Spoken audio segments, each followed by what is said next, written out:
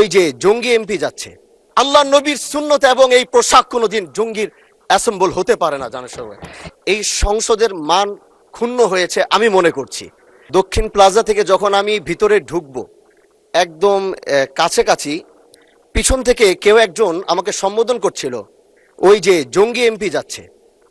তো এই বিষয়টা আসলে এইভাবে আসতো না। তো একটু পর থেকে সোশ্যাল মিডিয়াতে দেখলাম যে এই বিষয়ে খুব লেখালেখি এবং এই ভিডিওটা নিয়ে খুব আলোচনা চলছে, যেটি জাতীয় সংসদের একজন রানিং এমপিকে সংসদের কাছে যখন জঙ্গি বলে সম্বোধন করা হয়, আর এটার জন্যে এই সংসদের মান ক্ষুণ্ণ হয়েছে আমি মনে করছি।